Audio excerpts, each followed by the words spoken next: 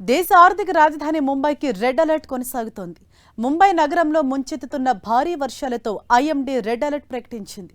వాతావరణ శాఖ హెచ్చరికలతో Brihan Mumbai municipal corporation అప్రమత్తమైంది. వాతావరణం మరింత అనుకూలించకపోవచ్చన్న అంచనాలతో విద్యార్థుల రక్షణను దృష్టిలో ఉంచుకొని ముంబైలోని అన్ని స్కూళ్లు, కాలేజీలకు అధికారులు సెలవు ప్రకటించారు.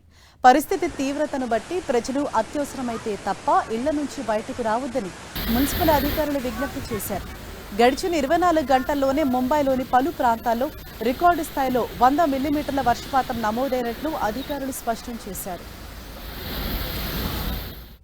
ముంబై నగరంతో పాటు దాని పరిసర జిల్లాలైన థానే, పాల్ఘర్, రాయ్గఢ్లలో రేపటి వరకు రెడ్ అలర్ట్ కొనసాగుతుందని వాతావరణ కేంద్రం తెలిపింది. గంటకు దాదాపు 60 కిలోమీటర్ల వేగంతో బలమైన గాలులు వీచే అవకాశం ఉందని, అలాగే అత్యంత భారీ వర్షాలు కురిసే ప్రమాదం ఉందని హెచ్చరించింది. ఈ నేపథ్యంలో థానే జిల్లాతో పాటు కళ్యాణ్, డోంబివిలి పరిధిలోని విద్యా సంస్థలను కూడా మూసివేస్తూ నిర్ణయం తీసుకున్నారు. ఎడతెరపు లేకుండా కురుస్తున్న వానలకు ముంబై జనజీవనం అతలాకుతలమైంది. నగరంలోని లోతట్టు ప్రాంతాలన్నీ చెరువులుగా మారాయి. ప్రధాన రహదారులపైకి భారీగా నీరు చేరటంతో కిలోమీటర్ల మేర ట్రాఫిక్ నిలిచిపోయి వాహనదారులు తీవ్ర ఇబ్బందులు పడుతున్నారు. ముంబై లైఫ్ లైన్గా భావించే సబర్బన్ లోకల్ రైళ్ల రాకపోకలకు సైతం తీవ్ర ఆటంకం కలిగింది.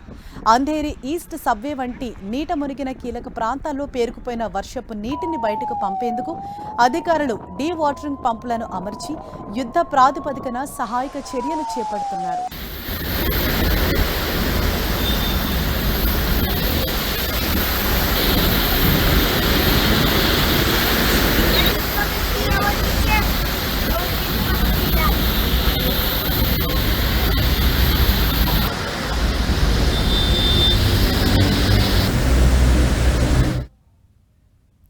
మహారాష్ట్రలో వానలు 3 రోజులుగా దంచికొడుతున్నాయి. కుండపోత వాన పడుతోంది. దీంతో లోనావాలలో కొండ చర్యలు విరిగిపడ్డాయి. ఆ మార్గంలో వెళ్లే వాహన రాకపోకలు నిలిచిపోయాయి. సహాయక చర్యలు ప్రస్తుతం అక్కడ కొనసాగుతున్నాయి. మరోవైపు వాసాయి ప్రాంతాన్ని వరదలు ముంచెత్తాయి. కుండపోత వానలతో జనం అల్లాడుతున్నారు. జనజీవనం అస్తవ్యస్తమైంది. వరద నీటిలో కార్లు, బైకులు మునిగిపోయాయి.